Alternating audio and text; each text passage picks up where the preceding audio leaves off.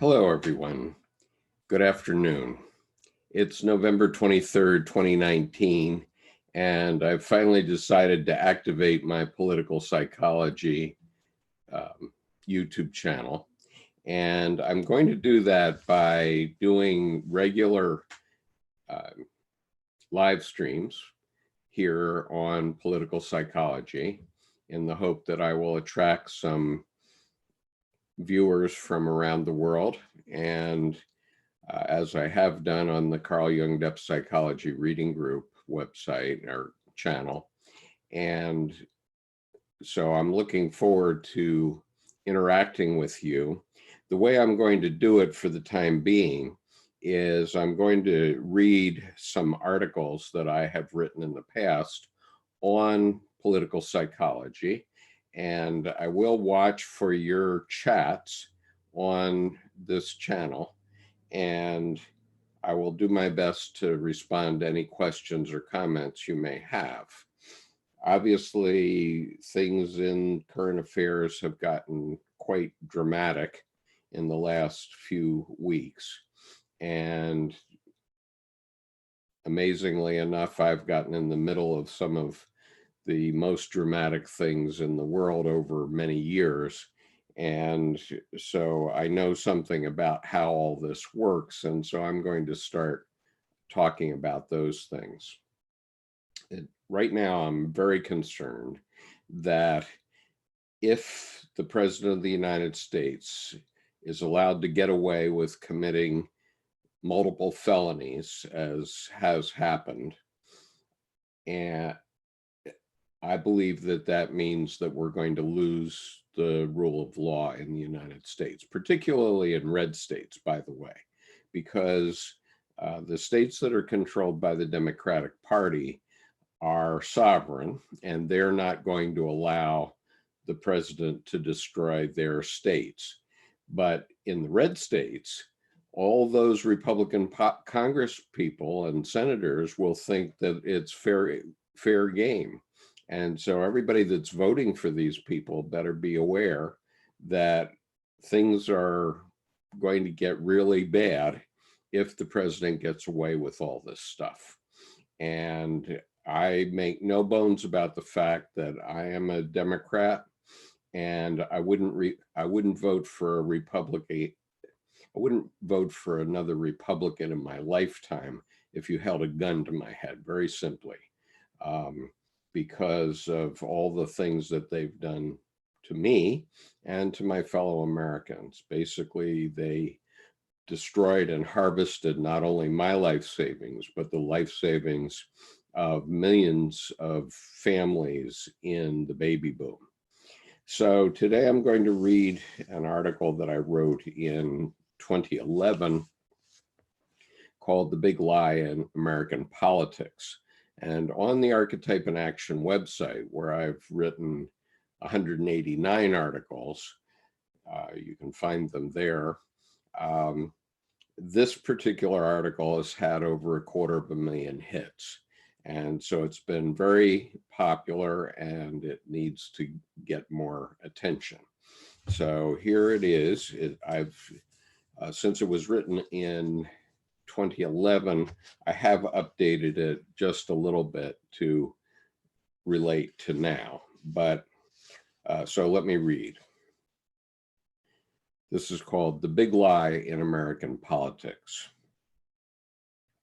The American Republican Party has taken the big lie as a political concept to new heights of mendacity. Adolf Hitler defined the political stratagem of the big lie in Mein Kampf. Quote, "In the big lie, there is always a certain force of credibility because the broad masses more readily fall victims to the big lie than the small lie, since they themselves often tell small lies in little matters, but would be ashamed to resort to large-scale falsehoods. It would never come into their heads to fabricate colossal untruths, and they would not believe that others could have the impudence to distort the truth so infamously." Hitler's, Hitler's propaganda chief, Joseph Goebbels, used the artifice of blaming his enemy, the British, for the big lie in order to hide his own. He said in his essay From Churchill's Lie Factory, unquote, dated January 12th, 1941, quote, the English follow the principle that when one lies, one should lie big and stick to it. They keep up their lies, even at the risk of looking ridiculous, unquote. Certainly conservatives have accused liberals of big lies recently. So in fairness, the reader should know that I have no plans to vote for another Republican in my lifetime. You may therefore consider the source as you read my list of the 10 big lies Republicans are telling the American people. Big lie number 1, lower taxes create jobs. Under George W. Bush, businesses and wealthy Americans enjoyed the lowest taxes in a century, and yet only 1.1 million jobs were created in that 8-year period, as compared to 22.7 million created during President Bill Clinton's term before the tax reduction. Big lie number 2, Republicans reduced the deficit and national debt. Statistics clearly show that the last Republican president to reduce the national debt as a percent of gross national product, as a percent of gross domestic product, as a percent of gross domestic product, GDP, was Richard Nixon, not someone we usually associate with fiscal concerns. President George W. Bush increased the national debt from 56.4% to 84.6% of the GDP, about $6.1 trillion in round numbers. Even though saddled with President Bush's vastly increased debt service, President Obama only increased the debt by 1.7 trillion, while faced with saving the American economy from total collapse. Every Democrat since Roosevelt has reduced the national debt as a percent of GDP, while every Republican except Eisenhower and Nixon has increased the debt. Big lie number 3. Lower taxes help new businesses create jobs. This is Republican baloney in the first order. New businesses never have taxes because in their startup period, they're spending more money than they're earning. Furthermore, since they usually suffer losses during a startup period of at least 2 or 3 years, they have tax loss carry forward in later years. Therefore, taxes rarely enter into any decisions relating to creating new businesses. Big lie number 4, Social Security and Medicare will go bankrupt. No, they will not, because the solution is simple. Everyone earning under $132,900 pays Social Security tax on 100% of his or her income. If you earn more than $132,900, you pay nothing on the amount over that amount. That means that someone earning $1 million per year pays less than 1% of their income for Social Security. How is it fair to have such regressive taxes? The wealthy take the most from our society in the form of assets we all buy. They have roads for their trucks, armies to defend them, and education for their employees, among many other benefits that most of us pay for, but use very sparingly. Secondly, our population has grown more than 50% since the end of the baby boom. So while their generation is larger, the population paying taxes to cover their benefits is also growing very fast. Republicans who have already arranged for less than 1% of our population to control more than 50% of our national wealth are just hoping to take even more and create a society of slaves to debt. Some would say they have already succeeded. Big lie number 5. Republicans believe in family values. Well, perhaps they do, but the ones they use in politics are just diversions to keep Americans from talking.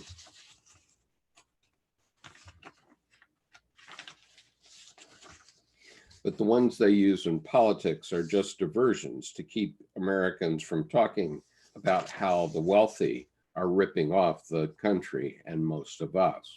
Here's their list. A, abortion. Prohibiting abortion will save exactly 0 babies. Before abortion became legal in the United States, about 16% of our medical community was regularly committing felonies by performing illegal abortions. Did criminalizing our medical community help the nation? How about those well-meaning sorority sisters with their coat hangers? Was that better? How many places in the world can someone go to get an abortion today? If we criminalize abortions again, babies will not be saved. We'll go back to the bad old days and will further brutalize our society once again. B, gay rights. What business is it of ours to even think about what our neighbors do in the privacy of their bedrooms? Do you live in a glass house? Why are we even talking about this? Do we think we will stop the behavior by making it more difficult for our fellow countrymen to live their lives? What are conservative Republicans thinking? I think they're just using the usual smoke and mirrors to hide the fact that they are destroying our future. C, evolution. Conservative Republicans support fundamentalists who want us to believe that humans were developed by intelligent design 5,000 years ago. They need to stop supporting militant ignorance. We have remains of human ancestors dating back 4 million years, and we can see back to within 500,000 years of the Big Bang and down to the particles smaller than atoms. Why are we militantly and ignorantly denying science? Is this the way to make the United States of America the envy of the world again? I don't think so. Hi, Sean. Let me see what you're saying.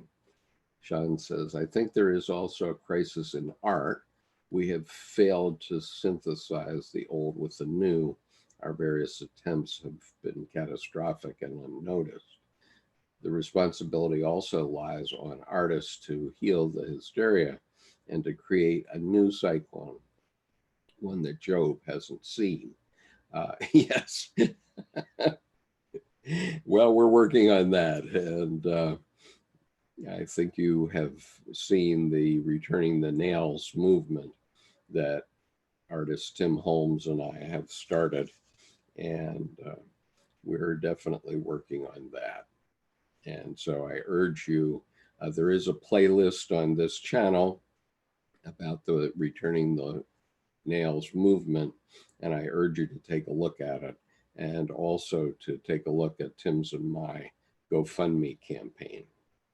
Okay, going on. Big lie number 6. Barack Obama is responsible for the Obama economy. Well, actually, George W. Bush handed President Obama a collapsing economy caused by his Wall Street supporters.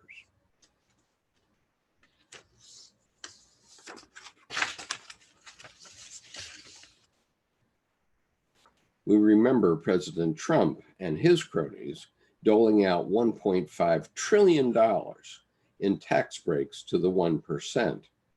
Will the Republicans ever care for average Americans?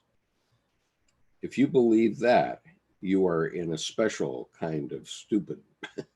You know, they're not into caring about any of us, sadly. Big lie number 7, Obamacare is bad.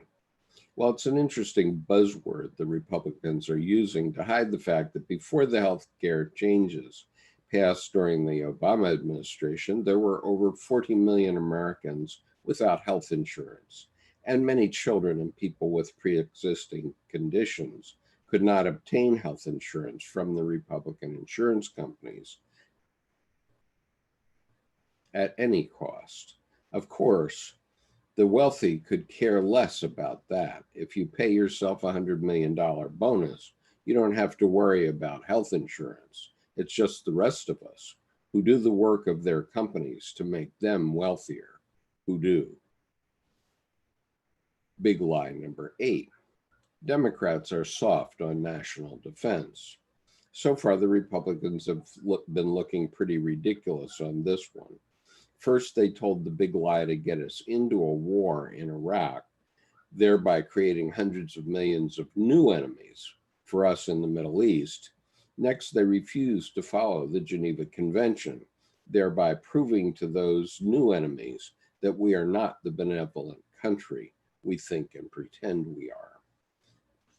That's especially troubling to me, having served a full career in the U.S. Marine Corps. Big lie number 9. Ronald Reagan's administration was good for the economy. Ronald Reagan's performance on our national debt was the worst of any president in history. During the Reagan administration, the national debt increased from 930 billion to 2.6 trillion, an increase of 2.89 times over the level it was when he took office. The national debt increased by 23.6% on average every year of the Reagan presidency. Big lie number 10. Illegal immigration will be stopped by a Republican president. Mitt Romney ran an amnesty state during his time as Massachusetts governor, while Rick Perry made coming to this country more attractive by allowing illegal immigrants to pay in-state tuition at state universities. As long as we have illegal immigration, we will have an artificial slave class in the United States because illegal immigrants are not protected by minimum wage statutes. Who will vote for immigration reform? So there you have it, 10 big lies the Republicans are telling to win the White House and control the Congress. Are we going to continue to stand for it?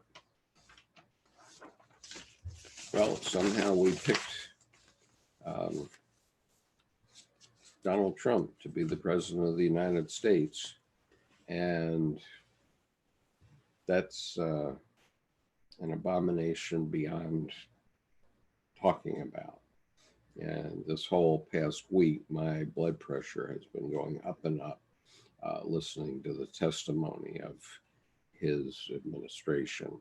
And one thing I would observe when that starts to happen, and I start doing my calligraphy as a meditation technique, I always remember that karma is perfect.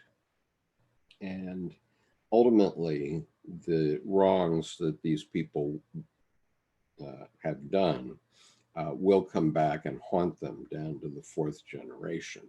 That's the traditional amount of time that it haunts you.